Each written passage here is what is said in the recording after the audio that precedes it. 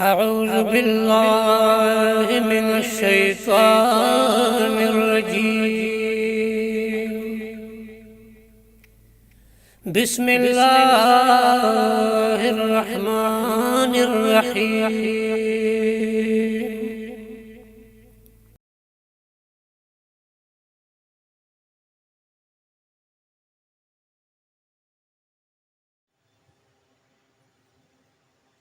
أعوذ بالله من الشيطان الرجيم. بسم الله الرحمن الرحيم. ومن الناس من يقول آمنا بالله وباليوم الآخر وما هم بمؤمنين. يخادعون الله والذين آمنوا وما يخدعون إلا أنفسهم وما يشعرون. في قلوبهم مرض فزادهم الله مرضا ولهم عذاب أليم بما كانوا يكذبون. صدق الله العظيم. محترم مسلمانانو رونو، د دې آیتونو نمخ کې د هغه کفارو ذکر شوی چې هغه په ډاګه کافرو. اوس په دې مذکوره آیتونو کې او ورپسې نورو آیتونو کې د هغه کفارو ذکر کیږي چې هغه په ډاګه باندې خپل کفر نه ښکاره کړو، په خولې باندې کلمه د توحید به وي، دعوه د ایمان به کوله، او په زړه کې کافر او کفر به په خپل زړه کې پټ ساتل. دې قسم کافرو ته منافقان وي، او دا منافقان دا دو قسم دي. یو قسم منافقان هغه دي چې هغه اعتقادي منافقان دي، او یو قسم منافقان هغه دي چې هغه عملی منافقان دي. اعتقادي منافقان هغه منافقانو ته وایي چې هغه په زړه کې د کفر عقیده ساتي او په ژبه باندې د خپل کفر اظهار نه کوي، بلکې د ایمان دعوه کوي او د ایمان اظهار کوي.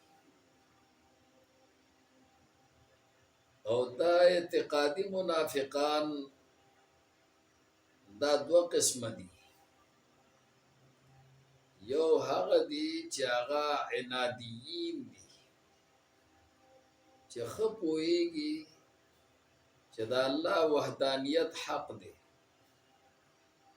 ښه پوهیږي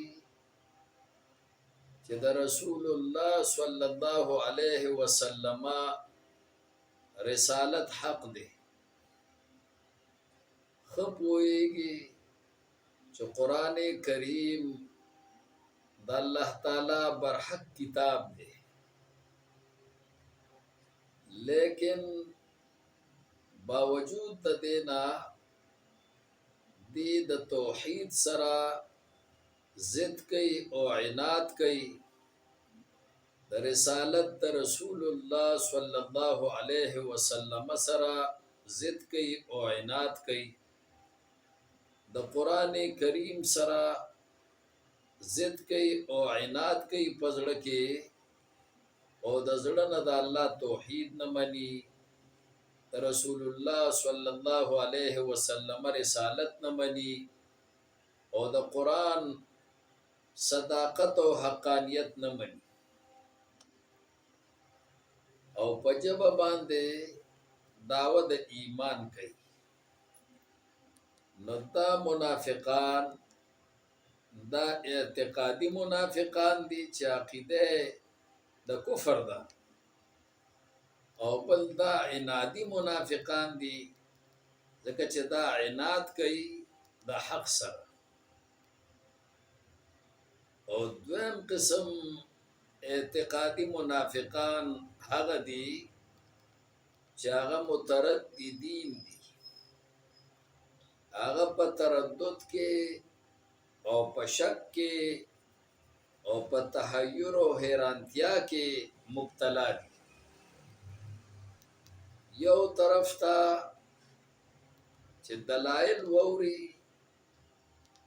د توحید والو، نو د توحید نه متاثر شي، نو توحید طرف ته مایل شي. بل طرف ته چې دلائل د کفر ووري د کافرونه او د هغې تقاریر ووري، نو هغې نه متاثر شي. نو چې د اسلام دلائل ووري، نو میلان اسلام ته پیدا شي، او چې د کفر دلائل ووري، نو میلان هغه کفر طرف ته پیدا شي. او زړه کې خو کفر دی، نو دا حیرانی او دا متحیری او دا مترددی چې یاره دا اسلام بخي او که دا کفر بخي، دلائل دوانو طرفو ته اوري، نو دی په شک کې او په تحیر کې مبتلای چې زه کوم خوا لړ شم، مسلمانانو سره ملګری شم او که د کافرو سره ملګری شم. دی په دې منځ کې دا اوسېږي او حیران او سرګرداني، زړه کې کفر او په خولې باندې دعوه د ایمان کوي. نو دا قسم منافقان دا مترددین، او دا تردد یا د وجه د دلایلو نه چې جانبینو دلایلو په وجه باندې دی په تردد کې مبتلای، او یا د دنیوي مفادو د وجه نه دا تردد د پزړه کې چې یاره که اسلام ومنم، د مسلمانانو ملګری شم، واسنه سباله دا کافر غالب شي، نو بیا خو به دی زما امداد نه کوي، د دنیا مفاد به ماته نه ملاویږي، زه به محروم شم. بل طرف ته دا تردد همي او دا حیرانتیا همي چې یاره که دا مسلمانان غالب شو، نو سباله خو به دی ما ژوندی نه پرېږدي، دا خو به ما وجني، نو چا سره ملګری شم؟ آیا د دې کافرو سره د زړه نه ملګری شم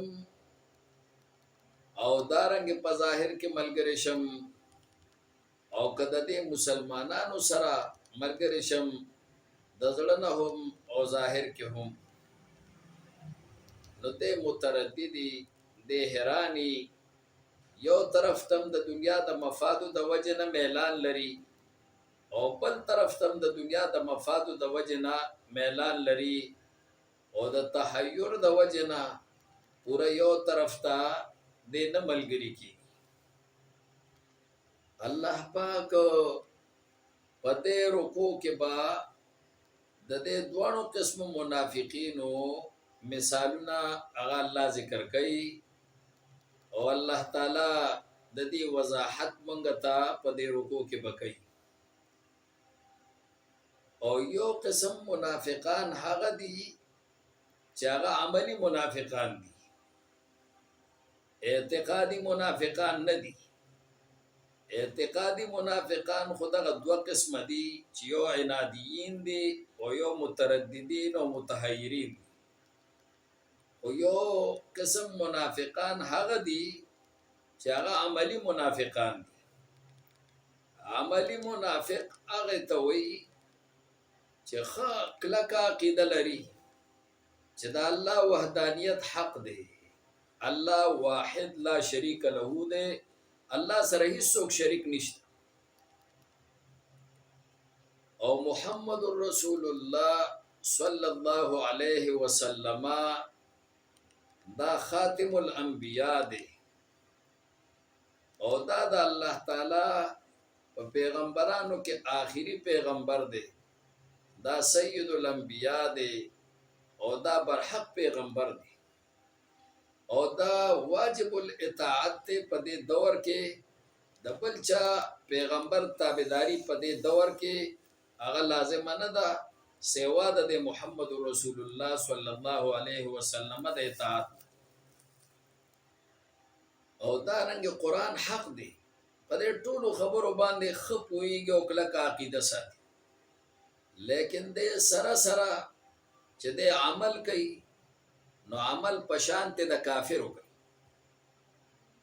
مثلا پنځه وخته مونځ په د باندې فرض شوی دی، نو دې د کافرو پشانت پنځه وخته مونځ نه کوي، عمل پشانت د عمل د کافر کوي. سود حرام کړی دی الله پاک، نو دې د کافرو پشانت سود نظام نه ساتي، کافر هم سودی عمل کوي او دیم د سود عمل کوي. جواری الله تعالی حرام کړی دا، نو کافر هم کوي او دیم کوي. دارنګ نور اعمال چې کوم کافرانه اعمال دي کافرانه کوي، نو دیم عمل پشانت د عمل د کافرو کوي، نو دتا عملی منافق وي.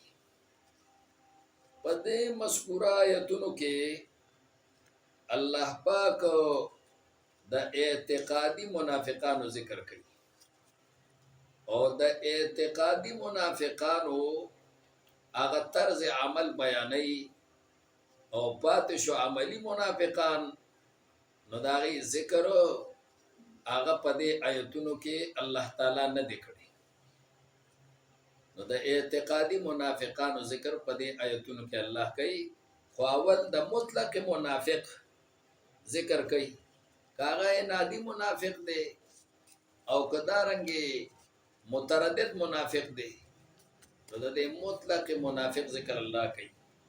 نو فرمایي ومن الناس، بعض د خلقنا، من هغه څوک دی یقولو چې هغه وایي آمنا بالله، مونږ ایمان راوړی دی په الله باندې، وبالیوم الاخر، او پرواز د آخرت باندې، وما هم بمؤمنین، او حال دا دی چې دا ندی ایمان راوړونکي.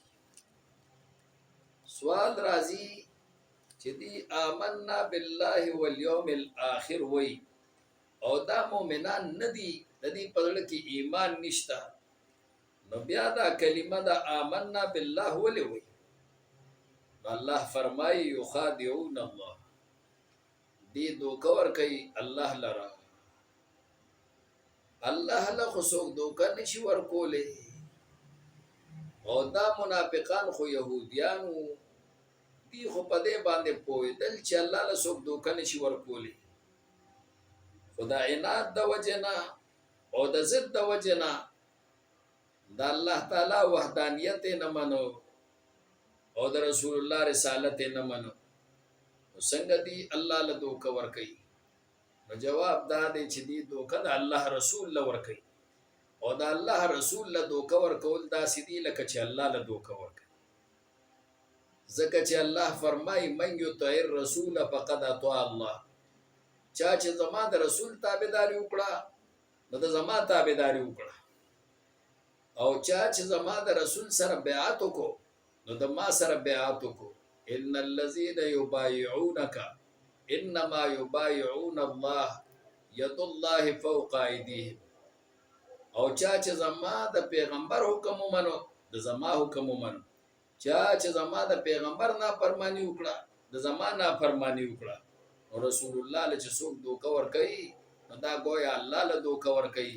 نو د رسول الله ته دوکې نسبت الله ځان ته وکړو چې یخادعون الله، مطلب یې دا دی زما رسول الله دوکه ورکوي او دا داسې دی لکه چې ما له دوکه راکوي. والذین آمنوا، او دې دوکه ورکوي هغه کسانو ته چې ایمان یې راوړی دی. وما یخدعون الا انفسهم، او دې دوکه نه ورکوي په حقیقت کې الا انفسهم مگر خپلو ځانونو ته. وما یشعرون، او دې نه پوهي دا په حقیقت کې ځان له دوکه ورکوي. لکه سبا له حساب او کتاب چې کېږي د دې دوکې نو د سره به کېږي، سبا له که عذاب ملاویږي د ته به ملاویږي. او چاله چې دې دوکه ورکوي رسول الله له ورکوي او دارنګې مؤمنانو له ورکوي، د هغې نه به د دې دوکې تپوس نه کېږي بلکې د ده نه به کېږي.